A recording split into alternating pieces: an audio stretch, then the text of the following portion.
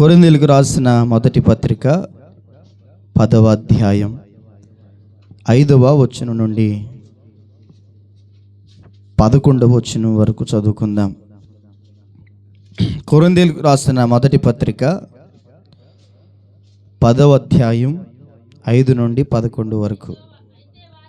అయితే వారిలో ఎక్కువ మంది దేవునికి ఇష్టలుగా ఉండకపోయిరి గనుక అరణ్యములో సంహరింపబడిరి.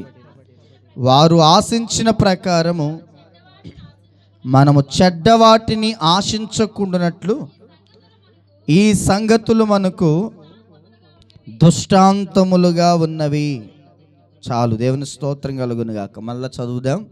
ఇక్కడ ప్రభు మనం చెడ్డవాటిని ఆశించకుండా, చెడ్డవాటి జోలికి పోకుండా, దేవునికి విరుద్ధమైన దానిని మన జీవితాల్లో కలిగి ఉండకుండా, దేవునికి వ్యతిరేకమైన మార్గాల్లో మనం నడవకుండా, దేవునికి ఇష్టము కాని పనులు, ప్రవర్తన, తీరు ఏదైతే ఉందో అది మన జీవితాల్లో ఉండకుండా, మనకంట అంతకుముందు జరిగిన ఇశ్రాయేలు ప్రజల జీవితాల్లో జరిగిన సంభవాలు మనకి దృష్టాంతరములుగా రాసి ఉంచాడు. దేవుని స్తోత్రం కలుగును గాక. హల్లెలూయ.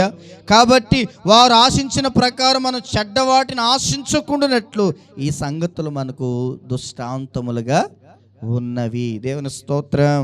హల్లెలూయ.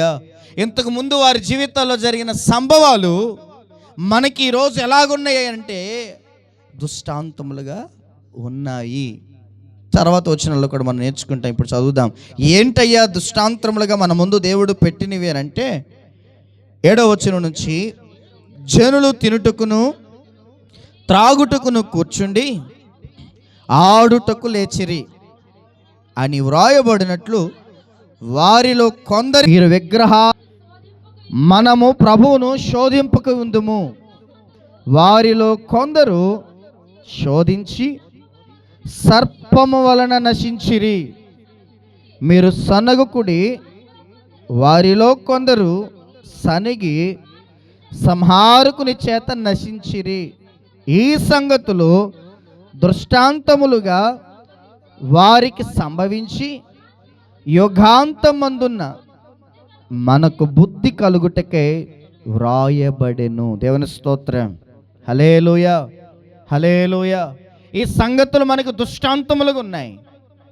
ఇవి ఈ యుగ సమాప్తిలో, ఈ ముగింపులో యుగాంతమందున్న మనకు బుద్ధి కలుగుటికే మరలా తిరిగి రాయబడ్డాయి అంటున్నాడు. హల్లెలూయ. ఈరోజు ఇశ్రాయేలు ప్రజల జీవితాల్లో చెడ్డవాటిని ఆశించి వారు పొందిన ఆ యొక్క శ్రమ, బాధ, సంహరింపబడిన స్థితి, ఒక 4 విషయాలు కొరింథీ సంఘానికి ఎత్తి చూపిస్తూ రాస్తున్న మాటలు ఇవి. దేవునికి మహిమ కలుగును గాక. ప్రజలారా, ఒక్కసారి ఆలోచించండి. ఇదిగో పూర్వం మన పితరులైన వారు ఎవరైతే ఉన్నారో ఇశ్రాయేలీయుల జీవితాల్లో జరిగిన కొన్ని సంభవాలు, వారు నడిచిన తీరు, ప్రవర్తన వారి జీవితాల్లో నష్టాన్ని తెచ్చింది. కాబట్టి వారు చెడ్డవాటిని ఆశించి సంహరించబడ్డారు. కనుక మనము చెడ్డవాటిని ఆశింపకుండానట్లు నేను మీకు ఈ విషయాలు తెలియచేయుచున్నాను అని పౌలు కొరింథీ సంఘానికి, ఇశ్రాయేలు ప్రజల జీవితాలు ఎదుర్కొన్న ఒక 4 చేదైన అనుభవాలు అక్కడ ఎత్తి రాస్తున్నాడు. దేవునికి మహిమ కలుగును గాక. ఏంటి 4 అంటే ముందు చెప్పేస్తాను, ఆ తర్వాత వాటిని గురించి సమయాన్ని బట్టి వివరిస్తాను. హల్లెలూయ. 1, వారు విగ్రహారాధికులయ్యారు, అందుకనే సంహరించబడ్డారు. 2, వారు ప్రభువుని ఏం చేశారయ్యానంటే, ప్రేమ బిడ్డలారా, వారు వ్యభిచరించిన వారయ్యారు, అందుకే కొంతమంది సంహరించబడ్డారు. 3వది, వారు ప్రభువు మీద సనిగారు, గొనిగిన వారై ఉన్నారు, అందుకే వారు శ్రమకు గురయ్యారు. 4, వారి జీవితాల్లో వారు ఎదుర్కొన్నది ఏంటయ్యారంటే, ప్రేమ దేవుని బిడ్డలారా, ఆయన శోధించారు. దేవుని స్తోత్రం. 1 విగ్రహారాధన, 2 వ్యభిచారము, 3 శోధించడం, 4 సనగడం. దేవుని స్తోత్రం కలుగును గాక. హల్లెలూయ. ఈ రీతిగా ప్రభువు మీద వారు తిరుగుబాటు చేసిన వారే ప్రవర్తించినందున వారు తెచ్చుకున్న ఫలితాన్ని అక్కడ జ్ఞాపకం చేస్తున్నాడు. హల్లెలూయా. కనుక వారి వలె మీరు ఎలాగునా ఉండవద్దు, వారి వలె మీరు ఎలాగునా చేయవద్దు, వారి వలె మీరు ఎలాగున్నా ప్రవర్తించవద్దు అంటూ పౌలు ఆ సంఘానికి, కొరింథీ సంఘానికి తెలియచేస్తున్న మాటలు. దేవునికి మహిమ కలుగును గాక. ఏం చేశారే ఇశ్రాయేలు ప్రజలంటే మొదట చూద్దాం, విగ్రహారాధికులయ్యారట. విగ్రహారాధికులయ్యారు. ఎందుకు చూద్దాం. నిర్గమకాండం 32వ అధ్యాయం 6వ వచనములో ప్రేమైన బిడ్డలారా, ఇక్కడ పౌలు ఎత్తి రాసిన సందర్భం ఎక్కడి నుండి తీసుకొచ్చి ఏమంటే కొరింథీ సంఘంతో మాట్లాడాడయ్యా అని అంటే, ప్రేమైన బిడ్డలారా, నిర్గమకాండం 32వ అధ్యాయం 6వ వచనం నుంచున్న మాటల్లో అక్కడ మనకు కనబడుతుంది. మరునాడు వారు ఉదయమున లేచి దహన బలులను అర్పించిరి. అప్పుడు జనులు తినుటకును త్రాగుటకును కూర్చుండి ఆడుటకు లేచిరి. కాగా యెహోవా మోషేతో ఇట్లనెను, నీవు దిగి వెళ్ళుము, ఐగుప్తు దేశము నుండి రప్పించిన ప్రజలు చెడిపోయిరి. నేను వారికి నియమించిన త్రోవ నుండి త్వరగా తొలగిపోయి తమ కొరకు పోత పోసిన దూడను చేసుకుని దానికి సాగిలపడి బలుర్పించి, ఓ ఇశ్రాయేలు, ఐగుప్తు దేశము నుండి నిన్ను రప్పించిన నీ దేవుడు ఇదే అని చెప్పుకొనిరి అనెను. మరియు యెహోవా ఇట్లనెను, నేను ఈ ప్రజలను చూచి ఉన్నాను, ఇదిగో వారు లోబడినొల్లని ప్రజలు. చాలు. దేవుని స్తోత్రం. హల్లెలూయా. ఏం చేశారా ఇశ్రాయేల్ ప్రజలు? మోషే దేవునితో గడుపుటకు దేవుని యొద్దకు ఆ పర్వతం మీదకు వెళ్ళి దేవునితో సహవాసం చేస్తూ ఉండగా ఆయన కిందకి దిగిరాలా. హల్లెలూయా. అక్కడే 40 దినములు ఉండిపోయాడు. ఆ 32 అధ్యాయం మొదటి నుంచి ఆ విషయాలు మనకు కనబడతాయి. ఆ మోషే ఏమాయినో మాకు తెలియదు. ఇప్పటికి 40 దినములు అయిపోయాయి. వస్తాడో రాడో తెలియదు. కనుక మమ్మల్ని నడిపించడానికి మాకు ఒక నాయకుడు కావాలి, మమ్మల్ని నడిపించడానికి ఒక దేవత మాకు కావాలి. అందుకే మాకు ఒక దేవతను, మమ్మల్ని నడిపించడానికి ఒక దేవుణ్ణు మాకు తయారు చేయి అంటూ అహరోనుతో ఇశ్రాయేల్ ప్రజలందరూ వచ్చి గుమ్మిగా అడిగారు. వాళ్ళు పోరు పడలేక, వారు బాధపడలేక, వాడు ఒత్తుడు పడలేక అహరోడు ఏం చేశాడు అయ్యానంటే, ఏమంటే వారి దగ్గర ఉన్న బంగారం అంతటిని సమకూర్చి అగ్నిలో వేసి, కొలిమిలో వేసి, దాన్ని కాల్చి ఒక ఆకారాన్ని తీసుకొస్తే అదేమైందంట, పోత పోసిన ఒక దూడ ఆకారం కలిగిన విగ్రహంగా మారింది. ఆ విగ్రహం ఎప్పుడైతే ఆ దూడ ఆకారంలోనికి వచ్చిన ఒక రూపం ఎప్పుడైతే వారి ముందు సిద్ధపరచబడిందో, తయారు చేయబడిందో, దాని ముందంట ఇక వీళ్ళు కేరింతలు కొడుతూ, గంతులు వేస్తూ, ఆర్భాటం చేస్తూ, ఇదే మనల్ని నడిపించిన దేవత, ఐగుప్తు దేశపు బానిసత్వంలో నుంచి మనల్ని నడిపించిన దేవత, ఇదిగో ఇదే అని ఆ దూడకు వారు బలులర్పిస్తూ, పూజలు చేస్తూ, గంతులు వేస్తూ, తినుటకు త్రాగుటూ, ఆర్భాటించుటకు, తిరణాల రూపంలో అక్కడ గొప్ప హంగామా చేస్తున్న పరిస్థితులు కనబడుతున్నాయి. హల్లెలూయా. హల్లెలూయా. ప్రేమైన దేవుని బిడ్డలారా, ఆ పరిస్థితుల్లో వారు అలాగున్నారు. దేవుడు ఇశ్రాయేలు ప్రజలకు ఏమండి ఐగుప్తు దేశం నుంచి బయటకు తీసుకొచ్చి వారు ఎలా నడవాలో, ఎలా ఉండాలో ఆజ్ఞల రూపంగా 10 ఆజ్ఞలు ఇచ్చారు. హల్లెలూయా. తన ప్రజలైన వారిని ప్రత్యేకపరుచుకొని, తన ప్రజలైన వారి ద్వారా తన మహిమను ఏమండి లోకములో అనుకున్నాడు దేవుడు. కానీ వీరు మాటికి ఆయన్ని చాలా బాధిస్తూ, తిరుగుబాటు చేస్తూ వచ్చిన వారిగా కనబడ్డారు. హల్లెలూయా. అలా బయటికి తీసుకొచ్చి వారు ఎలా నడవాలి ఇచ్చిన ఆజ్ఞల్లో 10 ఆజ్ఞల్లో మొదటి ఆజ్ఞ, నేను తప్ప వేరొక దేవుడు మీకు లేడు. రెండవ ఆజ్ఞ, ఇంకొక దాన్ని మీరు దేన్ని పూజించడానికి వీలు లేదు. హల్లెలూయా. భూమి ఆకాశములు సృజించిన సృష్టికర్త అయిన దేవుడును నేనే గనుక నేను తప్ప వేరొక దేవుడు మీకు ఉండకూడదు. ఆకాశం అందైనా, భూమి మీదైనా, సముద్రంలోనైనా, నీళ్ల క్రింద అయినా మరి ఎక్కడ కూడా ఏ రూపము చేయబడకూడదు. ఏ పోలికను తయారు చేయకూడదు, ఏ రూపాన్ని తయారు చేసుకోకూడదు, దాన్ని సాగిలపడకూడదు, పూజించకూడదు, నమస్కరించకూడదు. హల్లెలూయా. ప్రభు ఇచ్చిన ఆజ్ఞ అది. ఎందుకంటే నేనున్నాను, నేనే దేవుడును, సమస్తమును కలుగు చేసిన వాడును నేనే, భూమి ఆకాశములు కలుగు చేసిన వాడును నేనే. మొన్న మనం నేర్చుకున్న కీర్తన గ్రంథములో ఏమండి, కీర్తనకాడు అంటున్నాడు ఇశ్రాయేలు ప్రజలతో, అక్కడ ఉన్న ప్రజలతో ఏమంటున్నాడు, ఆకాశమును భూమిని సముద్రమును వాటిలోండు సర్వమును సృష్టించిన దేవుడు. హల్లెలూయా. అదే మాట అపోస్తలుడైన పౌలు తెలియజేస్తున్నాడు అపోస్తల కార్యాల్లో, భూమి ఆకాశములు సృజించిన జీవము కలిగిన దేవుని వైపు మీరు తిరగవలనని ఈ స్వార్థ మీకు ప్రకటించుచున్నాము అని. దేవునికి మహిమ కలుగునుగాక.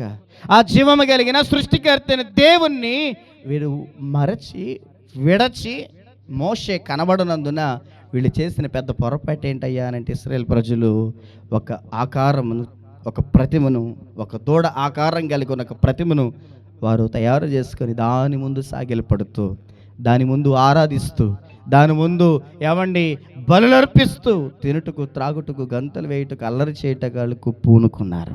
అది చూచిన దేవుడు సహించలేకపోయాడు. హల్లెలూయా, హల్లెలూయా.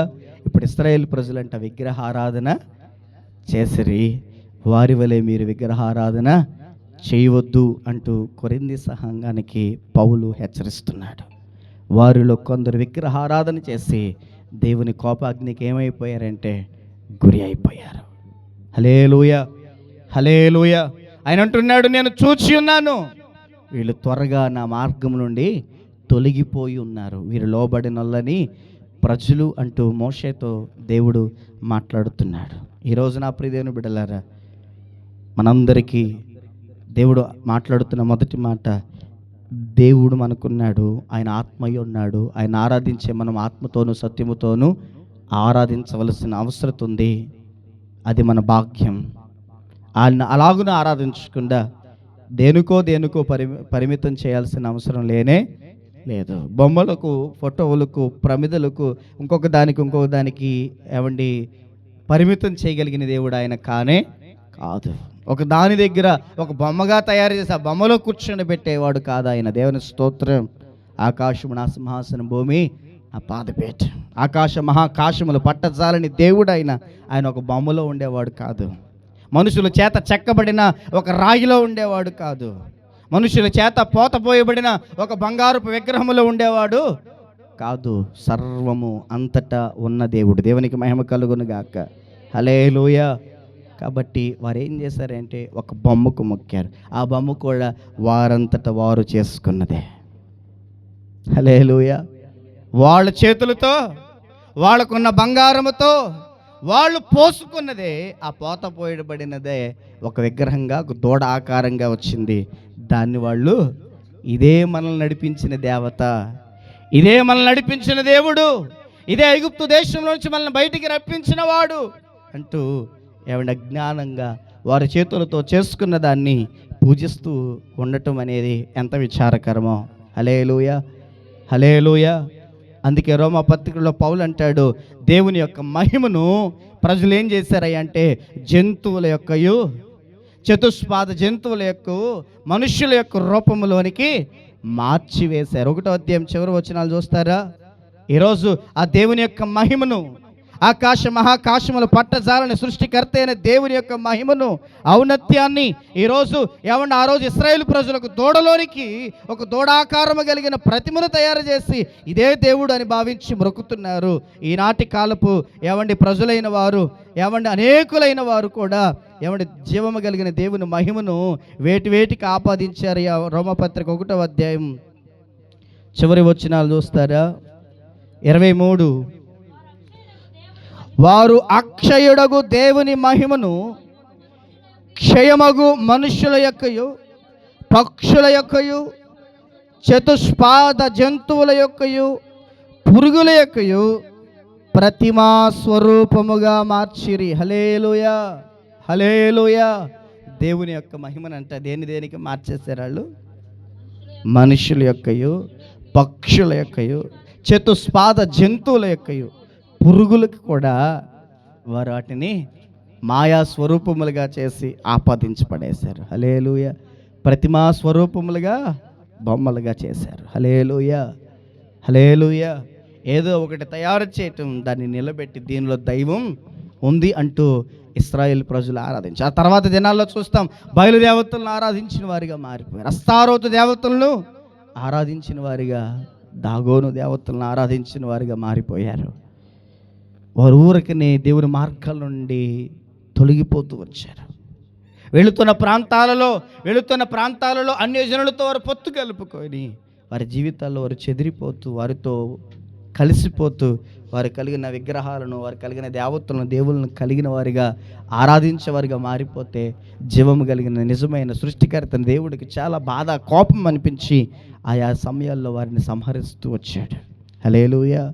అందుకే వాళ్ళు విగ్రహారాధకులై సంహరింపబడ్డారు. కనుక మీరు అలాగున్న విగ్రహారాధికులై దేవుని యొక్క కోపాగ్నికి గురి కావద్దు అంటూ పౌలు కొరింథీ సంఘాన్ని హెచ్చరిస్తున్నాడు. ఈరోజు ఆ దేవుని యొక్క మహిమను ప్రతిమలకు ఆపాదించారు, బొమ్మలకు ఆపాదించారు, చేతు పనులకు ఏమన్నా ఆపాదించారు. కీర్తనల గ్రంథాల్లో ఉంటాయి, మనుషుల చేతు పనులు అవి నోరుండియో పలకవు, చెవులుండియో వినవు, చేతులుండియో కదల్చు, కాళ్ళుండియో నడవవు, అవి ఒట్టి ఊపిరి లేనివి. దేవుని స్తోత్రం. హల్లెలూయా. అవి మనుషుల చేతి పనులు. వాటిని చేసిన వారును అట్టివారై ఉన్నారంట. వాటిని ఆరాధించు పూజించు వారును వాటి వంటి వారిగానే ఉన్నారు అని వాక్యం సెలవిస్తుంది. ఎందుకంటే భూమి ఆకాశములను సృజించిన సృష్టికర్త అయిన దేవుని విడిచి మరచి ఈరోజు సృష్టమును పూజిస్తున్న అనేకులతో దేవుడు మాట్లాడుతున్నాడు. ఈరోజు ప్రభువుని నమ్మానండి, క్రైస్తవుడిగా మారానండి అనుకున్నాను. నా జీవితాల్లో కూడా అనేకమైన విగ్రహ సంబంధమైన క్రియలు, కార్యాలు మన జీవితాలు ఏలుబడి చేస్తూ ఉండగా, అవి మన మీద అధికారం చేస్తూ ఉండగా, వాటికి మనం నమస్కరించి సాగిలపడి వాటిని పూజిస్తున్న పరిస్థితులుగా మన దైనందిన జీవితాల్లో కనబడుతూ ఉండగా, ఈ రోజైన మరల దేవుని వాక్యపు వెలుగులో మార్చుకుందాముగాక, విగ్రహారాధన విడిచిపెట్టుదుముగాక. మన దేవుడు ఆత్మయున్నాడు, ఆత్మతోను సత్యముతోను ఆయన ఆరాధించుదుముగాక. హల్లెలూయా, హల్లెలూయా. ఆయన తాను కనపరచుకోగలిగిన వాడు. నువ్వు నిజముగా ఆయన్ని వెతికితే దొరుకుతా ఉన్నాడు ఆయన. ఆమేన్. హల్లెలూయా. ఏంటండి ఆత్మనెట్ట ఆరాధిస్తావు? ఆయన కనబడితే ఒక మనిషిలాగన్నా ఎలాగైనా కనబడితే ఆరాధిస్తావంటే, నువ్వు ఆత్మీయ దేవుని ఆత్మతో సత్యముతో ఆరాధించి నిజముగా ఆయన ఎదిగితే ఆయన మహిమ నీకు కనబడద్ది. దేవుని స్తోత్రం కలుగునుగాక. హల్లెలూయా, హల్లెలూయా. ఆయన ఏమై ఉన్నాడు? ఆయన మహిమను కనబడద్ది. మోషే ఆశపడ్డాడయ్యా నిన్ను చూస్తానయ్యా అంటే, మోషే నువ్వు నన్ను చూస్తే చస్తావు. హల్లెలూయా. అసలు నువ్వు ఎలాగున్నావు, నిన్ను చూడాలనుకుంటున్నాను ప్రభువా, నువ్వు నన్ను చూస్తే తట్టుకోలేవు, నన్ను చూస్తే నువ్వు చనిపోతావు అన్నాడు. దేవునికి మహిమ కలుగునుగాక. అంత గొప్ప దేవుణ్ణి భూమి ఆకాశములు సృజించి మహాకాశములతో పట్టజాలని తేజోమయుడైన దేవుణ్ణి, కోటి సూర్యుల కంటే తేజోమహిమ కలిగిన దేవుడిని అండి ఆయన. హల్లెలూయా. ఆయన దేవుణ్ణి చూడగలమా? చూడలేం. కానీ ఒకరోజు చూసే భాగ్యం ఇస్తున్నాడు ఆ దివ్య రాజ్యములో. హల్లెలూయా.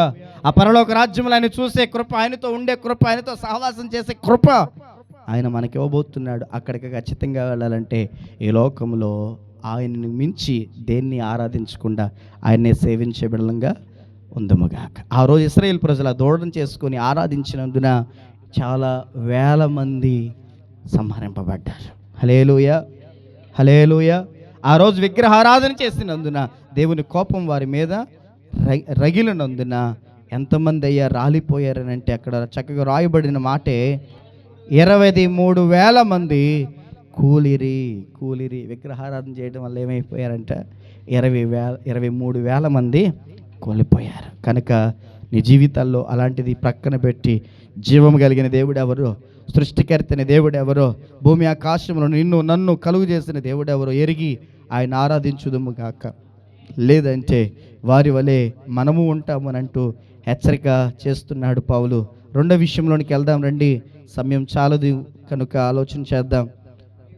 మరియు వారి వలె మనము వ్యభిచరింపక ముందుము, వారిలో కొందరు వ్యభిచరించినందున ఒక్క దినమునే 23,000 మంది కూలిరి. హల్లెలూయా. ఎక్కడదయ్యా ఈ సందర్భం? సంఖ్యాకాండం 25వ అధ్యాయం, సంఖ్యాకాండం 25వ అధ్యాయం 1 నుంచి మనకు ఆ సందర్భం కనబడుతుంది. పౌలు అక్కడ నుండి తీసుకొచ్చి కొరింథీ సంఘానితో మాట్లాడుతున్నాడు. ఇశ్రాయేలు ప్రజలు ఇదిగో అక్కడ చేసిన కార్యాన్ని, వ్యభిచరించిన కార్యాన్ని, అలాగ జరిగిన దుస్థితిని అక్కడ వివరిస్తున్నాడు. చదవండి. ఇశ్రాయేలీలు షిత్తీములో దిగి ఉండగా ప్రజలు మోయాబ్రాండ్రతో వ్యభిచారము చేయసాగిరి. ఆ స్త్రీలు తమ దేవతల బలులకు ప్రజలను పిలవగా వీరు భోజనము చేసి వారికి దేవతలకు నమస్కరించిరి. అట్లు ఇశ్రాయేలీలు బయల్పేరుతో కలుసుకొనినందున వారి మీద యెహోవా కోపము రగులుకొనెను. అప్పుడు మోషేతో ఇట్లనెను, నీవు ప్రజల అందరిని తోడుకొని యెహోవా సన్నిధిని సూర్యునికి ఎదురుగా వారిని ఉరి తీయము. అప్పుడు యెహోవా కోపాగ్ని ఇశ్రాయేలు మీద నుండి తొలగిపోవునని చెప్పాను. కాబట్టి మోషే ఇశ్రాయేలు న్యాయాధిపతులను పిలిపించి, మీలో ప్రతివాడును బయల్పేరుతో కలుసుకొనిన తన వశములో వారిని చంపవనని చెప్పాను. చాలు. దేవునికి స్తోత్రం కలుగును గాక. హల్లెలూయా, హల్లెలూయా. ఇక్కడ ఇశ్రాయేలు ప్రజలు ఏం చేశారు? ఆ షిత్తీం అనే ప్రాంతంలోకి దిగి ఉండగా అక్కడ ఒక తెగ ప్రజలు ఉన్నారు. వాళ్ళే మోయాబీలు. హల్లెలూయా. మోయాబీలతో వీరేం చేశారంటే వ్యభిచరించిరి అని వాక్యం మాట్లాడుతుంది. అక్కడ కొరింథీ సంఘముతో చెప్పాడు, వారు కొందరు వ్యభిచరించిరి కనుక దేవుని చేత 23,000 మంది ఒక్క దినమందే సంహరింపబడ్డారని. 24,000 మంది ఆ తెగులు చేత చనిపోయారు. దేవుని స్తోత్రం కలుగునుగాక. ఇక్కడ ఇశ్రాయేలు ప్రజలు ఆ యొక్క షిత్తీములో దిగగా అక్కడ మోయాబీయులు అనే తెగ ప్రజలు ఉన్నారు. అక్కడ వారు ఉండగా ఆ ప్రజల యొక్క స్త్రీలు ఇశ్రాయేలు ప్రజల యొక్క పురుషుల్ని ఆకర్షించి వారి యొక్క జాతరలకు, వారి యొక్క పండుగలకు, వారి యొక్క దేవత ప్రదేశాలకు వారు ఆహ్వానించగా వీరు వెళ్ళి వారితో కలుసుకొని వాటికి పూజించి వాటితో ఆరాధించి వారితో కలిసి భోజనాలు చేసి ఆ స్త్రీలతో వీరు వ్యభిచరించుచున్నందున దేవుని కోపం వారి మీద రగులుకుంది. దేవుడు అంటున్నాడు, ఇలా న్యాయాధిపతులు నియమించు, ఎవరెవరైతే తప్పిదము చేసుకుంటూ వచ్చారో వారందరినీ ఉరి తీయించు. హల్లెలూయా, హల్లెలూయా. అలాగున్న వారు వ్యభిచరించుటను బట్టి ఆ ఒక్క దినమంది 24,000 మంది అంట తెగులు చేత ఏమైపోయారు? చచ్చిపోయారు. దేవుని స్తోత్రం కలుగునుగాక. హల్లెలూయా. మన జీవితాల్లో అలాంటి క్రియ తొలగిపోవునుగాక. అలాంటి చోటికి, అలాంటి ప్రదేశాలకి, అలాంటి పరిస్థితికి మనం అప్పగింపకుండా పరిశుద్ధత కలిగిన వారమే ఉందముగాక. ఎందుకు అంటే మనం ఆరాధించువాడు పరిశుద్ధుడు. పేతురు రాసిన పత్రికలు అదే అంటాడు, నేను పరిశుద్ధుడనై ఉన్న ప్రకారం మీరును పరిశుద్ధులై ఉండండి అన్నాడు. దేవుని స్తోత్రం. ఎలాంటి అపవిత్ర సంబంధమైన క్రియలు మనలో పనిచేయడానికి వీలు లేదు. ఆయన అపవిత్రుడు కాదు, మనం కూడా ఎలా పడితే అలాగా నడుచుకోవటానికి. ఆయన పరిశుద్ధుడట. హల్లెలూయా. ఆయన పరిశుద్ధుడు. నాలో ఏ పాపమైనా ఉన్నదని మీలో స్థాపించగలరా అని సవాలు ప్రశ్నించిన వాడు. దేవునికి మహిమ కలుగునుగాక. ఆయన ఎలాంటి పాపము లేదు. ఆయన అందుకే అంటాడు, ప్రియమైన బిడ్డలారా, ఎబ్రియులకు రాసిన పత్రికలో, పవిత్రుడును నిష్కల్మషుడు నిర్దోషియు పాపుల్లో చేరక ప్రత్యేకించబడిన వాడైన ఇట్టి ప్రధాన యాజకుడు మనకు సరిపోయినవాడు అంటాడు. దేవుని స్తోత్రం కలుగునుగాక. మనం ఆరాధించే మన ప్రభు ఎవరు? పరిశుద్ధుడు, నిష్కల్మషుడు, పాపంలో చేరక ప్రత్యేకంగా పరిశుద్ధంగా నిలిచినవాడు. దేవునికి మహిమ కలుగునుగాక.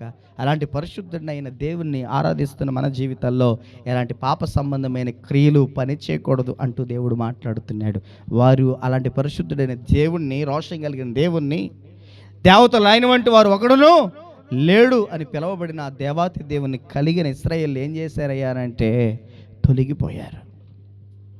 ఈ లోక సంబంధమైన స్త్రీలకు ఆకర్షింపబడిన వారే లొంగిపోయి తప్పిదములు చేసిన వారే, అక్కడ వ్యభిచరించిన వారే దేవుని కోపాగ్నికి గురిగా మారిపోయిన వారుగా ఉన్నారట. హల్లెలూయా, హల్లెలూయా. ఈరోజు దేవుని పరిశుద్ధుడైన దేవుని ఎరిగిన నా జీవితాల్లో అపవిత్ర సంబంధమైన క్రియలు పనిచేస్తున్నాయా? అపవిత్ర సంబంధమైన కార్యాలు పనిచేస్తున్నాయా? అపవిత్ర సంబంధమైన చర్యలు పనిచేస్తున్నాయా? తద్వారా ఇదిగో దేవుని ఉగ్రత మన మీద పొంచి ఉంది అనే విషయాన్ని పౌలు జ్ఞాపకం చేస్తున్నాడు. హల్లెలూయా, హల్లెలూయా. ఈరోజు నీ శరీరాన్ని ఏమండి కేవలం వ్యభిచారం చేస్తేనే కాక, జాగ్రత్త చేతనే కాక అపవిత్రపరుచుకుంటున్న కారణాలు చాలా ఉన్నాయి. నీ శరీరాన్ని నువ్వు అనేక రకాలుగా అపవిత్రపరుచుకుంటున్నావు. హల్లెలూయా. నూతన నిబంధనలో వ్యభిచారం దేనితో పోల్చబడిందో తెలుసా? నువ్వు చూసే చూపుతో పోల్చబడింది. హల్లెలూయా. స్త్రీ పురుషులు అక్రమంగా కలిసిన దాన్ని వ్యభిచారం అని పాత నిబంధన పోల్చబడితే, క్రొత్త నిబంధనలో ప్రభు కొండ మీద ప్రసంగాలు అంటాడు, నీ పొరుగున ఉన్న నీ పరాయి స్త్రీని వ్యామోహముతో మోహపు చూపుతో నువ్వు చూచిన ఎడల నీ హృదయమందు అప్పుడే ఆమెతో నీవు వ్యభిచరించి ఉన్నావు అనే విషయాన్ని గుర్తుపెట్టుకో అన్నాడు. దేవుని స్తోత్రం కలుగునుగాక. హల్లెలూయా. ఈరోజు ఏమండి పురుషులైన వారు స్త్రీల మీద, స్త్రీలైన వారు పురుషుల మీద అలాంటి చెడు చూపు, వ్యామోహపు చూపు కలిగి ఉండటం వలన హృదయాల్లో ఏం కలుగుతుందంట? వ్యభిచారం, పాపం. తద్వారా దేవుని ఉగ్రత పొంచి ఉంది అంటూ ఏం చేస్తున్నాడు పౌలు కొరింథీ సంఘానికంటే హెచ్చరిక చేస్తున్నాడు. వారి వల్లే మీరు వ్యభిచరించవద్దు. వ్యభిచరించి వారు ఏమైపోయారయ్యా అంటే కూలిపోయారు. దేవునికి మహిమ కలుగునుగాక. హల్లెలూయా. నేను ఆరాధించే దేవుడు పరిశుద్ధుడు. ఆ పరిశుద్ధ రక్తం మన కొరకు చిందించాడు. ఆ రక్తం చేత మన పాపములు కడగబడ్డాయి, పరిశుద్ధపరచబడ్డాయి. మరలా అపవిత్రత చోటు లేకుండా దేవుని ఆత్మ సహాయము చేత పరిశుద్ధతతో కొనసాగుదముగాక, పరిశుద్ధను కాపాడుకుందముగాక, పరిశుద్ధులమే దేవుని రాజ్యాన్ని స్వతంత్రించుకుందముగాక. హల్లెలూయా, హల్లెలూయా. హృదయ శుద్ధి గలవారు ధన్యులు, వారు దేవుని చూస్తారు. పరిశుద్ధత లేకుండా ఎవడును దేవుణ్ణి చూడలేడు. కనుక ఆ అపవిత్రత అనేది మన జీవితాలు ఎక్కడ అంటకుండా ఆ పరిశుద్ధత కలిగి మనము నిలబడదుముగాక. ఆమేన్. మూడో విషయం, వారు శోధించారట. ఎలా శోధించారు, ఏ విషయాల్లో శోధించారు ఒకసారి చూద్దాం రండి. మూడవదిగా ఇశ్రాయేల్ ప్రజలు ఏం చేశారని కొరింథీ సంఘానికి దృష్టాంతములుగా వారు ముందు పెడుతున్నాడంటే, మనము ప్రభువుని శోధింపక ఉందుము, వారిలో కొందరు శోధించి సర్పము వలన నశించిరి. సంఖ్యాకాండం 21వ అధ్యాయం 4వ వచనం నుంచి చూద్దాం. సంఖ్యాకాండం 21వ అధ్యాయం 4వ వచనం నుంచి చూద్దాం.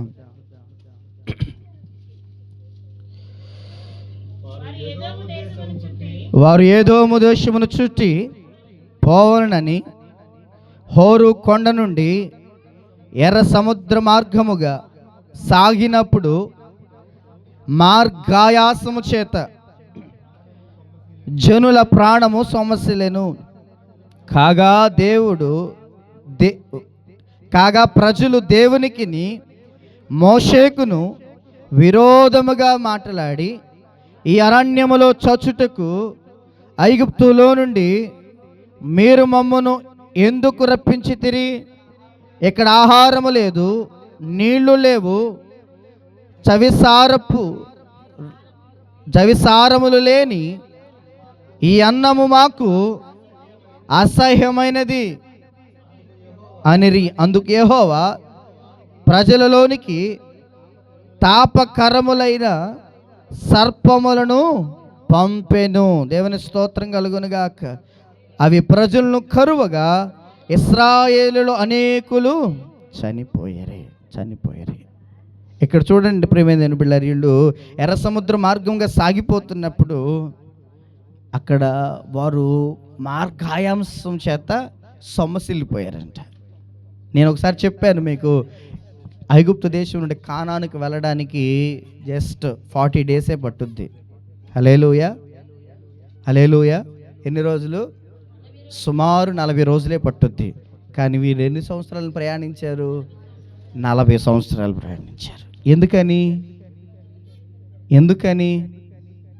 వాళ్ళ తిరుగుబాటు, వాళ్ళ అవిధేయత, వాళ్ళ అతిక్రమాలు, దేవుని మాటికి శోధించిన పరిస్థితులను బట్టి దేవుడు వాళ్ళని అక్కడక్కడే తిప్పాడు. అది సంగతి. ఇప్పుడు వీళ్ళు మార్గాయాసము చేత సొమ్మసిల్లడానికి కారణం ఏంటంటే దేవుడు వాళ్ళని అక్కడక్కడే తిప్పుతున్నాడు. ఎందుకు? వీళ్ళు మాట అనట్లా. హల్లెలూయా. ఆ వాగ్దత్త దేశంలోనికి వాళ్ళని పంపించడానికి ఆయనకి ఇష్టమే. కానీ వీళ్ళు ఏం చేస్తున్నారంటే ప్రతి చిన్నదానికి ఏందో చూసుకున్నాంగా విగ్రహారాధన చేసిన వారు ఉన్నారు. రెండవది చూసుకున్నాం, వారు వ్యభిచరించేవారిగా మారిపోతూ వచ్చారు. ప్రతి చిన్నదానికి ఆయన్ని శోధిస్తూ ఉన్నారు. అందుకే వీళ్ళనిట్ట కాదు, వీళ్ళని దారిలో పెట్టిన తర్వాతే, వీళ్ళు అయిన తర్వాతే ఆ దేశంలోనికి తీసుకెళ్ళాలి అని చెప్పేసి వారు 45 సంవత్సరములు అక్కడక్కడే తిప్పుతుంటే, ఆ తిప్పుతున్న పరిస్థితుల్లో వీళ్ళకి ఆ మార్గాయాసం చేత సొమ్మసిల్లిపోయి ఇక ఏం అంటున్నారు, అనకూడదో, అసలు ఏం అనాలో ఏం అనకూడదో తెలియక దేవునికి మోషేకి విరోధంగా వారు మాట్లాడడం మొదలెట్టారు. హల్లెలూయా. మాకు నీళ్లు లేవు, ఆహారం లేదు, సవిసారమైన ఈ యొక్క వాటిని మేము తినాల్సిన పరిస్థితి వస్తూ ఉందన్నట్లుగా ప్రభువుని వారు శోధిస్తున్నారు. హల్లెలూయా, హల్లెలూయా. మనం మొన్నే నేర్చుకున్నాం, వాళ్ళకి చక్కని దేవదూతలు భుజించు ఆ మన్నాను పంపించి దేవుడు వారిని పోషిస్తుంటే, దాహం అయినప్పుడల్లా బండలో నుండి నీటిని ఇచ్చి వారిని దాహాన్ని తీరుస్తుంటే, వీళ్ళ అవిధేయతల వల్ల వాళ్ళు అక్కడక్కడే తిప్పుతున్న మార్గాయాసం చేత మళ్ళీ ఏమంటున్నారు, మళ్ళీ మాకు ఆహారం లేదు, మళ్ళీ మాకు నీళ్ళు లేవు, మళ్ళీ మేము ఇదిగో ఈ చవిసారపు అన్నాలే తినాల్సిన పరిస్థితి వస్తుందని వీడు గొనుగుతూ సనగటం లేకపోతే శోధించడం మొదలెట్టారు ఆయన్ని. హల్లెలూయా. ఇదే సంఖ్యాకాండం 11వ అధ్యాయంలో మనం చూసాం, మాకు ఐగుప్తుల కీరకాయలు, దోసకాయలు, ఆ కాయలు, ఈ కాయలు ఉన్నాయి, ఉల్లిగడ్డలు ఉన్నాయి, మేము ఏమండి ఈ యొక్క మన్నా తినాల్సిన పరిస్థితి వచ్చింది అన్నట్లుగా ఆ ఐగుప్తు దేశంలో తిన్న ఆహార పదార్థాలు జ్ఞాపకం చేసుకుంటే ఆయన అక్కడ ఏం చేశాడో మనం చూసాం. హల్లెలూయా, హల్లెలూయా. దెబ్బకు మాంసం అయితే పంపించాడు, కానీ ఆ మాంసం తింటూ పేకల్లో ఉండగానే వాళ్ళు ఏమైపోయారు, చంపబడ్డారు. దేవుని కోపం చేత వాళ్ళు సంహరించబడ్డారు. కాబట్టి ఆల్రెడీ అన్నం లేదు, తినడానికి తిండి లేదు, మాకు ఎక్కడో ఏదో చక్కని ఆహారాలు దొరికినాయి అని శోధించినందుకే తన ముందున్న కొంతమంది ఏమైపోయారు, అయిపోయారు. బుద్ధి రావాలి వీళ్ళకి. అరే, ఒక 10 రోజులు, ఒక సంవత్సరం క్రితమో మనోళ్ళు ఎట్టగే తినడానికి మాకు తిండి లేదు, ఐగుప్తు దేశంలో మాకు కీరకాయలు, దోసకాయలు, ఆ కాయలు, ఈ కాయలు, ఉల్లిగడ్డలు చక్కగా ఉన్నాయి అని చెప్పేసి శోధించి ప్రభువుని ఆయన చేత ఏమయ్యారు, సంహరించబడ్డారు, చచ్చిన స్థితిలోనికి వెళ్ళారు. మనకు బుద్ధి రావాలి, మనం అలాగని ప్రభుని తినే విషయాల్లో శోధించకూడదు. ఆయన మనకి ఏది తక్కువ కాకుండా చక్కగా మన్నాను పంపించి ఏ రోజుకి కావాల్సిన ఆ రోజుకి ఫ్రెష్ ఆహారం పెడుతున్నాడు అని వీళ్ళకి బుద్ధి రావాలిగా. చెప్పండి, అవునా కాదా? హల్లెలూయా. మీకు ఒక మాట మీకు అర్థమవడని చెప్తా. ఇద్దరు అన్నదమ్ములు ఉన్నారు ఒక తల్లిదండ్రులకి. నిన్నేది దూల పని చేసిన వల్ల అన్నయ్యని కొట్టాడు తండ్రి. ఈరోజు తమ్ముడు అదే దూల పని చేశాడు అనుకో, ఈయన కూడా ఏం చేస్తాడు, కొడతాడుగా. హల్లెలూయా. ఇది చేసేటప్పుడు నిన్న మా అన్నయ్య ఈ అల్లరి పని చేసినందుకు మా నాన్న కొట్టాడు, ఈరోజు నేను చేశానంటే ఖచ్చితంగా ఈరోజు నన్ను కొడతాడు, నేను చేయకూడదని భయం రావాలిగా రెండో వాడికి. రావాలా లేదా? హల్లెలూయా, హల్లెలూయా. నిన్న అన్నను కొట్టాడంటే నేను పెద్దోడిని, నేను చిన్నోడు కాబట్టి దిగొచ్చినోడిని ఏం కాదు, నన్ను కూడా ఖచ్చితంగా కొడతాడు అనే భయం రెండో ఊళ్ళో వచ్చి ఆ పొరపాటు చేయకుండా ఉండాలిగా. అట్టకి ఏమైతులే, ఆడిని కొట్టాడు నన్ను కొట్టడులే అని చెప్పేసి గారాబం అనుకొని ఈ రెండో వాడు కూడా చిన్న పొరపాటు ఏదైనా చేశాడు అనుకో, ఊరుకుంటాడా? ఊరుకుంటాడా? సన్నీ ఇద్దరిద్దరు కొడుకులు ఉన్న వాళ్ళు ఎవరెవరు ఉన్నారేడా? చరణం, కీర్తనం, ఇక్కడ చరణం, సన్నీ. దేవుని స్తోత్రం. హల్లెలూయా. అవునా? కాబట్టి ఏమవుతుంది, నిన్న కొట్టాడంటే అదే పొరపాటు చేస్తే ఈరోజు కూడా కొడతాడుగా తండ్రి. ఇశ్రాయేలు ప్రజలకి అదే కావాలిగా బుద్ధి. 11వ అధ్యాయములో అలాగే ఆయన ఏం చేశారు, ఆహారం లేదని శోధించారు. మరలా ఇక్కడ 21వ అధ్యాయంలోనికి 10 అధ్యాయాలు దాటి వచ్చేసరికి మళ్ళా సేమ్ ఏం చేస్తున్నారంటే, మాకు సవిసారపు అన్నం తినలేక చేస్తున్నాం, ఆహారం లేదు, నీళ్లు లేవు అన్నట్లుగా మళ్ళీ ప్రభువుని ఏం చేస్తున్నారంటే శోధించారు. అక్కడ ఏం చేశాడు, తినడానికి బాగా బర్రీగా పెట్టి అది గొంతుల్లోనే ఉండగానే, వాడు పళ్ళ సందుల్లో మాంసం ఉండగానే వారు తెగులు చేత సంహరించబడ్డారు. ఆయన అన్యాయస్తుడా? కాదు. ప్రేమ లేనివాడా? కాదు. ఇప్పుడు తండ్రి కొడుకును కొట్టాడంటే తండ్రికి ప్రేమ లేనట్ట? ఇంకొకసారి అలాంటి పొరపాటు చేయకుండా ఉంటాడని తండ్రికి ప్రేమ ఉన్న శిక్షిస్తాడు. ఎందుకు? వాడు చెడిపోకూడదని. దేవుని స్తోత్రం కలుగునుగాక. హల్లెలూయా. కాబట్టి ఏం చేస్తున్నాడు ఇక్కడంటే దేవుడు కూడా వాళ్ళ తిరుగుబాటుని బట్టి, లేకపోతే వారి యొక్క శోధించే స్థితిని బట్టి, అది లేదు ఇది లేదంటే ఎప్పుడు ఎంత ఫ్రెష్గా దేవుడు ఆహారాన్ని పంపుతున్నా, ఎంత స్వచ్ఛమైన దేవదూతలు భుజించు ఆహారము మన్నా అని గురించి బైబిల్ చెప్తుంది. అలాంటి మన్నా చేత దేవుడు ఇశ్రాయేలు ప్రజలను పోషిస్తున్నా, ఏవండి అంత అద్భుతంగా వారిని నడిపిస్తున్నా, వీరు ప్రభుని శోధించినందున వారు అక్కడేమైపోయారంటే సంహరించబడ్డారు. దేవుని స్తోత్రం కలుగునుగాక. హల్లెలూయా. ఇక్కడ ఆహారం లేదని, అది లేదు ఇది లేదని చెప్పేసి ప్రభుని శోధించారు. ఈరోజు మనం కూడా ఏం చేస్తున్నామంటే, నాకేం మేలు జరుగుతుంది, నాకేం కార్యం జరిగింది, ఎన్నో మేలు పొందుకున్నాం, ఎన్నో అద్భుతాలు దేవుని చేత రుచి చూసాం, ఆపదలోంచి తప్పించబడ్డాం, బలహీనతల నుంచి స్వస్థపరచబడ్డాం, ఏమన్నా అనేకమైన ఇబ్బందికరమైన స్థితిగతుల నుంచి లేవనెత్తపడ్డాం, కృంగిన వేళ దేవుని చేత లేవనెత్తపడి నిలబడగలిగాం. ఇంతకుముందు ఆయన ఎరగని ప్రజలమై నశించిపోతున్నప్పుడు దేవుని మహావాత్సల్యతను బట్టి ఆయన ఎరిగే భాగ్యం చేత దేవుడు మనల్ని నిలబెట్టి ఆయన ఆరాధించి కృపనిచ్చి ఎన్నో మేలులు, ఆశ్చర్య కార్యాలు, స్వస్థతలు, ఏవండి కుటుంబాలలో అద్భుతాలు జరిగిస్తూ వస్తుంటే, మళ్ళీ ఆయన నాకేం చేశాడు, ఏం చేశాడు, ఏం చేశాడు అన్న పరిస్థితులే ఆయన్ని శోధించడం. హల్లెలూయా. ఆయన పెట్టి పోషిస్తున్నా ఆయన ఏం పెడుతున్నాడు, ఆకలికి మమ్మల్ని చంపుతున్నారు అన్నట్లు ఇక్కడ వీళ్ళు ఆయన్ని శోధించినట్లుగా ఈరోజు కూడా చాలామంది ప్రేమైన దేవుని బిడ్డలారా ఆయన ద్వారా మేలు పొందుతూనే ఉన్నారు, అద్భుతాలు చూస్తూనే ఉన్నారు, స్వస్థతలు పొందుతూనే ఉన్నారు, ఆశ్చర్య కార్యాలు అనుభవిస్తూ లేకపోతే వారి జీవితాల్లో కలిగి ఉంటూనే ఉన్నారు.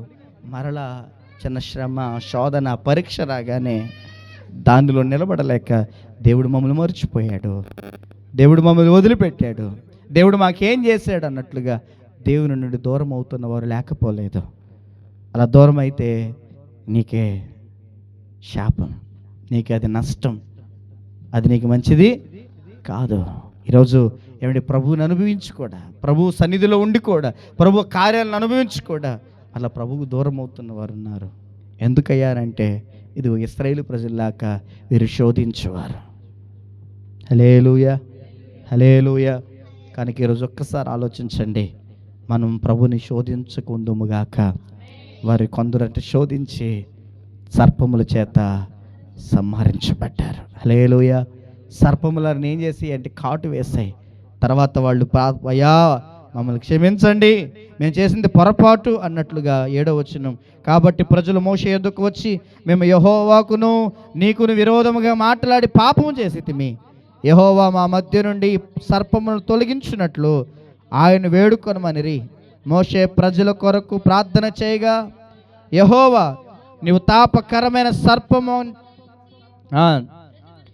ప్రతిమను చేయించి స్తంభము మీద పెట్టుము, అప్పుడు కరవబడిన ప్రతి వాడును దాని వైపు చూచి బ్రతుకునని మోషేకు సెలవిచ్చెను. కాబట్టి మోషే ఇత్తడి సర్పం ఒకటి చేయించి స్తంభం మీద దానిని పెట్టెను. అప్పుడు సర్ప కాటు తినిన ప్రతి వాడు ఆ ఎత్తడి సర్పమును నిదానించి చూచినందున బ్రతికేను. దేవునికి స్తోత్రం. హల్లెలూయా. ఏమండి, అలాగే ప్రభుని శోధించినందున వాళ్ళు సర్ప కాటుల చేత, పాము కాటు చేత ఏమైపోయారు, అప్పటికే చాలామంది చనిపోయారు. మిగిలిన వారు కాటు వేయబడ్డారు. కాటు వేయబడికి చచ్చిపోతున్న స్థితిలో వారికి బుద్ధి వచ్చింది, అయ్యా మమ్మల్ని క్షమించు, నువ్వు దేవునికి విరోధంగా మేము మాట్లాడాం, దైతే దేవుని బ్రతిమలాడుకో, మా పాపములు క్షమించండి అని ఇశ్రాయేలు ప్రజలు మోషే దగ్గరికి వెళ్ళి అడుక్కొనగా మోషే దేవునికి ప్రార్థన చేశాడు, అయ్యా దయతో వారు అవిధేయతను ఒప్పుకుంటున్నారు, వారి పాపాన్ని ఒప్పుకుంటున్నారు, వారు తిరుగుబాటును ఒప్పుకుంటున్నారు, దయతో వారిని క్షమించండి అని మొరపెట్టగా దేవుడు అన్నాడంట, ఒక తాపకరమైన సర్పము ఒకటి తయారు చేయించి స్తంభం మీద దాన్ని నిలబెట్టు. దేవునికి మహిమ కలుగునుగాక. హల్లెలూయా. ఒక స్తంభం మీద ఒక ఎత్తడి సర్పం ఆకారములో తయారు చేసిన ఒక లోగో ఉంటుంది. అది కొన్నిసార్లు మనకి ఎక్కడ కనబడుతుంది తెలుసా? అంబులెన్స్ల మీద కనబడుద్ది, హాస్పిటల్స్లో కనబడుద్ది. హల్లెలూయా. చూసారు ఎప్పుడైనా ఆ లోగో? ఇది ఇక్కడ ఎలాగైతే ఏమండి ప్రభు మోషేకి చెప్పాడంటే, స్తంభం మీద ఎత్తడి సర్పం ఒకటి, తాపకరమైన సర్పం ఒకటి తయారు చేసి నిలబెట్టు అన్నాడు. సేమ్ అదే ఏమండి మనకి ఎలా కనబడుతుందంటే ఈ హాస్పిటల్స్లో అంబులెన్స్ మీద కనబడుతుంది. ఎందుకంటే దాన్ని చూసిన వాడు స్వస్థత పొందుతాడని. అది ఇంకొక సాదృశ్యం. యేసుక్రీస్తు వారు కలువరి సిలువలో మన కొరకు బలియాగమవుతున్నాడు.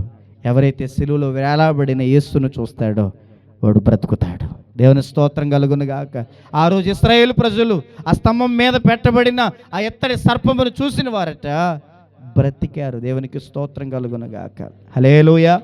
ఈరోజు ఆయనే ప్రభువుగా ఈ లోకానికి వచ్చి ఆ యొక్క నిలువుకోయ అడ్డుకోయకి వేలాడుతూ నీకు నాకు సిద్ధపరిచిన రక్షణ అది. ఆయన వైపు, ఆ సిలువలో ఉన్న ఆయన వైపు నువ్వు చూడగలిగితే ఆయన కూడా నీ పాపములను క్షమించి నువ్వు బ్రతుకుటకు అధికారం ఇస్తాడు ఆయన. హల్లెలూయా, హల్లెలూయా. ఆయన సిలువను చూస్తే మనం బ్రతుకుతాం. ఆ రోజు ఆ ఇత్తడి సర్పమును నిలబెట్టిన ఆ సర్పమును చూసిన వారందరట, ఆ సర్ప కాటు పడిన వారందరట ఏమయ్యారు అని అంటే బ్రతికిరి. దేవుని స్తోత్రం కలుగును గాక. హల్లెలూయా. కాబట్టి ఈరోజు నా ప్రియ దేవుని బిడ్డలారా, నువ్వు ఖచ్చితంగా ప్రభు వైపు చూసి నువ్వు బ్రతుకుదువుగాక. ప్రభు వైపు చూసి నీవు కాపాడబడదువుగాక. హల్లెలూయా.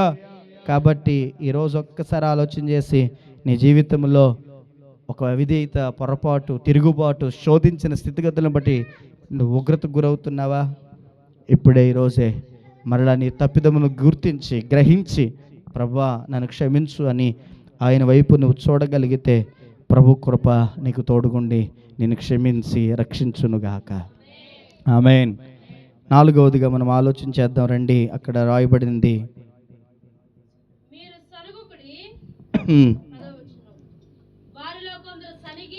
వారిలో కొందరు సనిగి సంహారకుని చేత నశించిరి. హల్లెలూయా, హల్లెలూయా.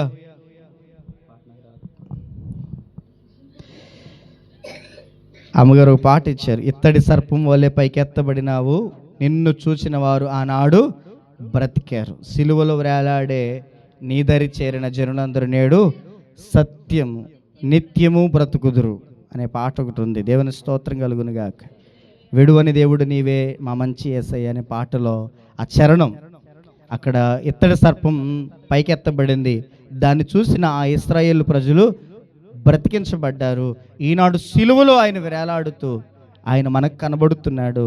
ఆయన చూసిన ఈరోజు ప్రజలు నిత్యము బ్రతికే కృపతో దేవుడు మనల్ని నిలబెడుతున్నాడు. 4వ విషయం, ఇక్కడ మనం చదువుకున్న వాళ్ళు ఏం చేశారంట? సనగొద్దు. వారిలో కొందరు సనిగి సంహారకుని చేత నశించిరి. చూద్దాం రండి. ఇక్కడ ఏ సందర్భాల్లో నుండి ప్రభు ఏమండి పౌలుని జ్ఞాపకం చేసుకుంటూ వచ్చాడో సంఖ్యాకాండమే 14వ అధ్యాయం 1వ వచనం. సంఖ్యాకాండం 14:1. ఎలుగెత్తి కేకలు వేసెను, ప్రజలు ఆ రాత్రి ఎలుగెత్తి ఏడ్చిరి. మరియు ఇశ్రాయేలులందరూ మోషే అహరోన్ల మీద సనుగుకొనిరి. ఆ సర్వ సమాజము, అయ్యో ఐగుప్తులో మేమేలా చావలేదు, ఈ అరణ్యమందు మేమేలా చావలేదు, మేము కత్తివాత పడినట్లు యెహోవా మమ్మును ఈ దేశంలోనికి ఎలా తీసుకొని వచ్చెను, మా భార్యలు మా పిల్లలు కొల్లబోవుదురు, తిరిగి ఐగుప్తునకు వెళ్ళుట మాకు మేలు కాదా అని వారితో అనేది. చాలు. దేవుని స్తోత్రం కలుగును గాక. హల్లెలూయా. ఇక్కడ ఇశ్రాయేలు ప్రజలు ఏమండి మోషే అహరోన్ల మీద సనుగుతున్నారంట, కేకలు వేస్తున్నారంట, ఎలుగెత్తి ఏడుస్తున్నారంట. అసలు వీళ్ళు సనుక్కోవడానికి, తిరుగుబాటు చేయడానికి, ఏమండి వేరేగా మాట్లాడడానికి కారణం ఏంటంటే, ప్రియమైన బిడ్డలారా, మోషే ఏం చేశాడు? ఆ యొక్క దేశాన్ని వేగులు చూడమని పంపించాడు. హల్లెలూయా, హల్లెలూయా. ఆ దేశమును వేగులు చూడడానికి, ఆ కనాను దేశాన్ని చూసి రమ్మని చెప్పేసి దేవుడు ఏం చేశాడు? మోషే ఒక 12 మందిని పంపించాడు. ఆ దేశం ఎలాగుంది, ఆ దేశ పరిస్థితులు ఏంటి, ఆ దేశం యొక్క స్థితిగతులు ఏంటి, అక్కడ పండే పంట ఎలా ఉంది, ప్రజలు ఎలాంటి వారు, మనం ఆ దేశాన్ని స్వతంత్రించుకోగలమా? అసలు అక్కడ ఇవన్నీ చూసి రమ్మని వేగులు వారిని ముందు పంపిస్తారు. దేవుని స్తోత్రం. అలాగే మోషే కూడా 12 మందిని పంపించాడు. ఒక్కొక్క గోత్రంలో ఒక్కొక్కరిని నియమించి 12 మందిని పంపిస్తే అక్కడ ఉండి 40 రోజులుండి ఆ దేశాన్ని అంతా సంచరించి ఆ దేశ స్థితిగతులన్నిటిని గమనించి వాళ్ళు వస్తా తీసుకొచ్చిన సమాచారం ఏంటంటే ఒక 10 మంది ఏమో, అయ్యా ఆ దేశంలో వీరులు శూరులు బలాఢ్యులు ఉన్నారు, వాళ్ళ ముందు మనం చిన్న పురుగులు లాంటి వాళ్ళం, మనం వాళ్ళని జయించడం మన వల్ల కాదు. హల్లెలూయా, హల్లెలూయా. ఆ కానాను దేశంలో బలాఢ్యులు ఉన్నారు, శూరులు ఉన్నారు, వారి ముందు మనము జయించలేము, మన వల్ల కాదు, ఖచ్చితంగా మనల్ని చంపేస్తారు. మనం మాత్రం ఆ దేశాన్ని స్వతంత్రించుకో అన్నట్టుగా చెడ్డ సమాచారం ఒక 10 మంది తీసుకొచ్చారు.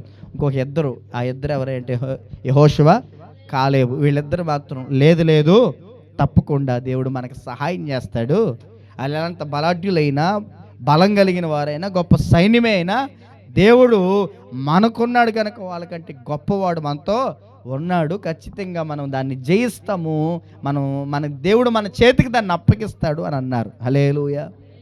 ఒక 10 మంది ఏమో, నాయనా మీకు దండం, మనం ఆ దేశం మీద జయించలేం, ఆ దేశంలోనికి మనం యుద్ధానికి వెళ్ళినా, దోచుకోవడానికి వెళ్ళినా, స్వాధీనపరచుకోవడానికి వెళ్ళినా మన వల్ల కాదు, వాళ్ళ చేతుల్లో తుక్కుగా ఓడిపోతాం, చచ్చిపోతాం, మన భార్యలు కొల్లబొట్టబడతారు, విధవరాళ్ళు అయిపోతారు, భార్యలు లేని భర్త లేని వాళ్ళు అయిపోతారు, ఓరు బాబు అన్నట్లు ఇక్కడ ఏడుస్తున్నారు వీళ్ళు. హల్లెలూయా, హల్లెలూయా. మనం గెలవలేం, వెళ్ళొద్దు అన్నట్లుగా. అంటే ఇద్దరు మాత్రం వెళ్తాం, దేవుడు మనకు సహాయం చేస్తాడు, జయించడానికి శక్తినిస్తాడు అన్నారు.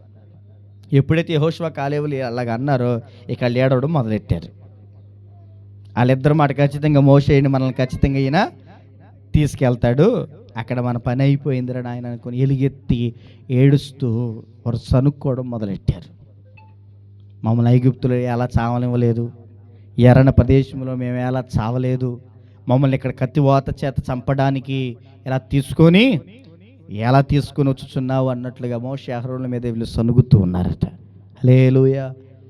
చూడండి, ఎన్నో రాజ్యాలను అప్పటికే దాటొచ్చారు వీళ్ళు, ఎన్నో బలమైన రాజ్యాలని నేలమట్టం చేశారు వాళ్ళు. ఇశ్రాయేలు ప్రజలు జీవం కలిగిన సైన్యంలోకి అధిపతి యెహోవా వారికి తోడుగా ఉండటం బట్టి. హల్లెలూయా. అర్థమవుతుందండి. బలాఢ్యుల్ని, గొప్ప రాజ్యాలని, గొప్ప సైన్యాన్నే వాళ్ళు జయించుతూ నేల మట్టుకు వాళ్ళని అణిచివేస్తూ వాళ్ళందరూ దాటి ముందుకు వస్తున్నారు. అలాగున ఎన్నో రాజ్యాల మీద జయమిచ్చిన దేవుడు దాని మీద జయం ఇస్తాడుగా. వీళ్ళకి ఏమి లేదంటే విశ్వాసం లేదు. ఎన్ని రాజ్యాల మీద జయము పొందుతున్నానా, ఎన్ని అద్భుతాలు చేసి వారు నడిపిస్తున్నా. ఏమంటే ఐగుప్తు దేశంలో 10 అద్భుత కార్యాలు, వీళ్ళకి కార్యాలు, వాళ్ళకి తెగుళ్ళు. ఐగుప్తు దేశంలో 10 తెగుళ్ళు అంటాం. హల్లెలూయా. ఐగుప్తులకి 5 తెగుళ్ళు అయితే ఇవి వీళ్ళకి ఆశ్చర్య కార్యాలు. అంత అద్భుత కార్యాలు ఐగుప్తు దేశాల్లోనే చేసి బయటికి నడిపిస్తే, అంతకుముందు వాళ్ళకి ఎదురవుతున్న ప్రతి రాజ్యము మీద జయమినిచ్చి నడిపిస్తుంటే, ఇప్పుడు ఇది ఎంత బలాఢ్యులున్నా ఏ పాటి వారు మన దేవుని ముందు అని విశ్వసించి మాట్లాడవలసిన వారు వాళ్ళ దగ్గర మమ్మల్ని చంపడానికి తీసుకొచ్చావు అన్నట్లుగా సనుగుతూ గొనుగుతున్నారు. హల్లెలూయా, హల్లెలూయా. అందుకే అక్కడే మేము ఎలా చావలేదు, అరణ్యంలో మేము ఎలా చావలేదు, ఇక్కడ కత్తివాత చేత మేము చావడానికి తీసుకొచ్చావా అన్నట్లుగా సనుగుతూ గొనుగుతూ ఉన్న పరిస్థితులను దేవుడు విన్నాడు. మరలా ఆయన కోపం మండింది. అందుకంటాడు అక్కడ 11వ వచనంలో, యెహోవా, ఎన్నాళ్ల వరకు ప్రజలు నన్ను అలక్ష్యము చేయుదురు, ఎన్నాళ్ల వరకు నేను వారి మధ్యను చేసిన సూచక్రియలన్నిటిని చూచి నన్ను నమ్మకయుందురు, నేను వారికి స్వాస్థ్యమియ్యక తెగులు చేత వారిని హతము చేసి ఈ జనము కంటే మహాబలము గల గొప్ప జనమును నీ వలన పుట్టించుదరని మోషేతో చెప్పగా. దేవుని స్తోత్రం. హల్లెలూయా. దేవుడు మరలా బాధపడుతున్నాడు ఇశ్రాయేలు ప్రజల గురించి. ఎన్నాళ్ళ వరకు వీళ్ళని సహించాలి, ఎన్నాళ్ళ వరకు వీళ్ళని ఓర్చుకోవాలి. 1, 2 ఎన్నో ఆశ్చర్యమైన కార్యాలు వారి మధ్య నేను చేస్తూ వస్తే వీరింకా నన్ను అలక్ష్యం చేస్తున్నారు, వీళ్ళింకా నన్ను శోధిస్తున్నారు, వీళ్ళింకా నన్ను పరీక్షిస్తున్నారు, వీళ్ళింకా నాకు బాధను గాయాన్ని రేపుతూనే ఉన్నారు. వీరిని సంహరించి నీ ద్వారా పిల్లల్ని గొప్ప జనమును పుట్టిస్తాను మోషే అంటూ దేవుడు మాట్లాడుతున్నాడు. హల్లెలూయా. హల్లెలూయా. తర్వాత వచ్చినాడు ఏమంటే తర్వాత విషయాల్లో మనం చూస్తాం, ఒకసారి నేర్చుకున్నాం. ఒక్క దెబ్బతో వీళ్ళందరిని చంపేసి నీ ద్వారా గొప్ప జనాన్ని పుట్టిస్తా, వీళ్ళతోకి నేను భరించలేను అన్నట్లుగా దేవుడు విసిగిపోయాడు. వీళ్ళ సనుగుళ్ళు, తిరుగుబాట్లు, ఏమంటే అపవిత్రత, విగ్రహారాధన చూసిన దేవుడు. హల్లెలూయా, హల్లెలూయా. ఈరోజు ఈ చివరి మాట ఏంటంటే వీళ్ళు సనిగిన వారై ఉన్నారు. 16వ అధ్యాయంలో కూడా అక్కడ ఇంకొక సందర్భం, వారు సనిగిన స్థితిగతులు అక్కడ జ్ఞాపకం చేస్తున్నాడు. హల్లెలూయా, హల్లెలూయా. గమనించండి ప్రియమైన బిడ్డలారా, 16వ అధ్యాయంలో కూడా ఇశ్రాయేలు ప్రజలు అక్కడ ఆయన్ని శోధించిన వారిగా, సనిగిన వారిగా 46వ వచనం నుంచి అక్కడ మనకు కనబడుతుంది. 16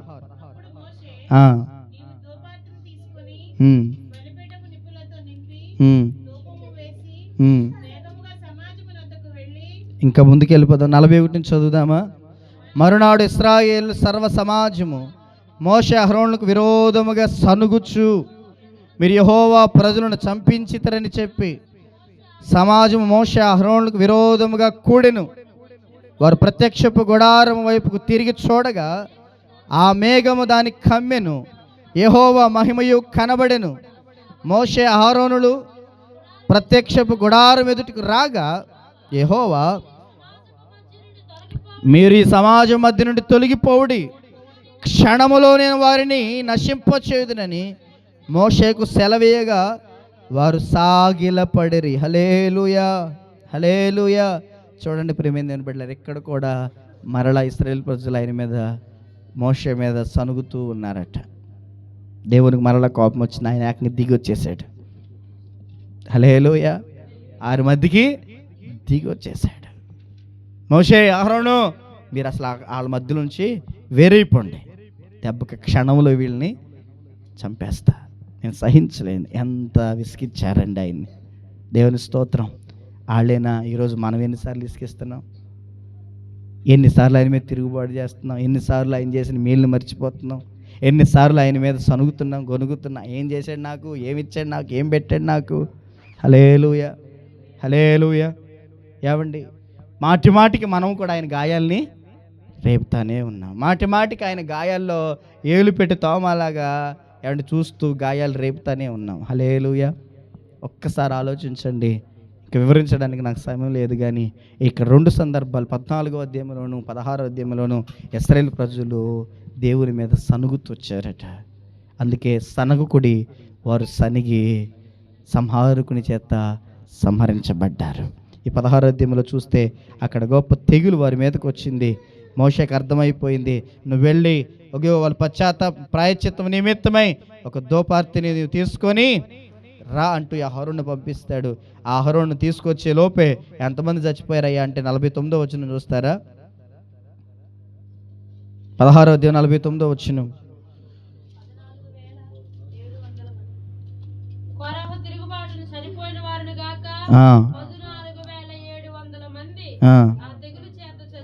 హల్లెలూయా. 14,700 మంది ఆ రోజు తెగులు చేత చనిపోయారు. ఏంటి పాస్టర్ గారు అంత చావడం, అంత నిర్మూలం అవటమే తీసుకొచ్చారు ఈరోజు వాక్య సందేశం అని అంటే, దేవుడు మనతో మాట్లాడుతున్న మాట అదే. హల్లెలూయా. చావాలని కాదు, అరే నువ్వు చావకుండా బ్రతుకున్నట్లు వాళ్ళ వల్లే మీరుండకండి అన్నాడు ఆయన. హల్లెలూయా.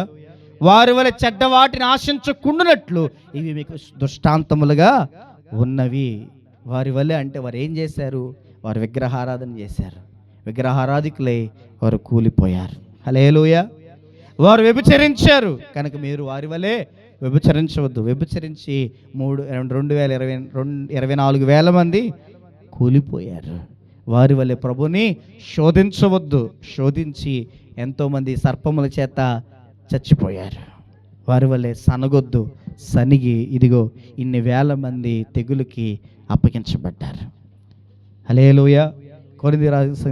కొరింథీ పత్రికకి వెళ్ళిపోదాం. అక్కడికి చివరి మాట అంటున్నాడు. ఏమంటున్నాడంటే, నశించారు గనక ఈ సంగతులు దుష్టాంతములుగా వారికి సంభవించి యుగాంతమందున్న మనకు బుద్ధి కలుగుటికే వ్రాయబడ్డాయి. బుద్ధి కలగడానికి వ్రాయబడ్డాయి. ఏంటి బుద్ధి తెచ్చుకోవాల్సిందంటే, వారు బాబాయ్ నిన్న అన్నయ్య ఆ పని చేస్తే తన్నులు తిన్నాడు, ఈరోజు నేను ఆ పని చేయకూడదని బుద్ధి తెచ్చుకోవడానికి. దేవుని స్తోత్రం కలుగును గాక. ఆ రోజు ఇశ్రాయేలు ప్రజలు అలా తిరుగుబాటు చేస్తే, అలా విధేయతలో జీవించే, అలా అపవిత్రతలో జీవించే, అలా విగ్రహారాధన చోటుకు వెళ్ళే ఏమైపోయారంటే సంహరించబడ్డారు. తెగులు చేత సంహరించబడ్డారు. అనేక రకాలుగా సర్పాల చేత సంహరించబడ్డారు. ఈరోజు మనం అలా నడుచుకోకూడదు, అలా ఉండకూడదు అని బుద్ధి కలుగుటికే ఈ మాటలు నీకు నాకు రాయబడ్డాయి. విగ్రహారాధన దూరపరచుదుముగాక, అపవిత్ర సంబంధమైన క్రియలు కార్యములకు దూరముగా ఉందుముగాక, ప్రభుని ఏం చేసావని శోధింపకుందుముగాక, ప్రభు చేసిన మేలును బట్టి ఆయన స్తుతిద్దాం కానీ సనిగి గొనిగే స్థితిలో ఉండకుండా ఉందుముగాక. దేవుని కార్యాలను అనుభవిద్దాం, దేవుని కార్యాలను చూద్దాం, పొందుతూ సాక్షులముగా దేవుని కొరకు నిలబడదాం. లేదు అలాగే చేస్తే ఇదిగో ఇవి బుద్ధి కలగటానికి నీ ముందు పెట్టాడు, అలా నువ్వు చేసావంటే నువ్వు తన్నులు తినాల్సింది తప్పదు. హల్లెలూయా. దెబ్బలు తప్పించుకోవాలంటే తెలివైనలాగా నువ్వు తప్పించుకుంటే మంచిది. హల్లెలూయా. చరణ్ ఎప్పుడైనా తిన్నావా దెబ్బలు?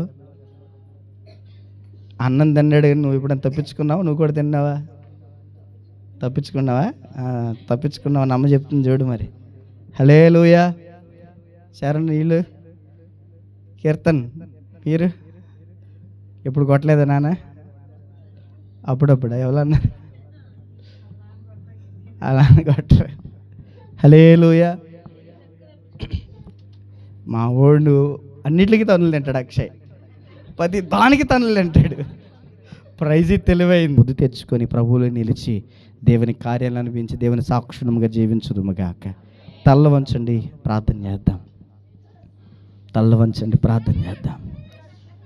ఓ నా ప్రియ సంగమా, అపోస్తలుడైన పౌలు కొరింథీ సంఘానికి తన మొదటి పత్రిక రాస్తూ 10వ అధ్యాయంలో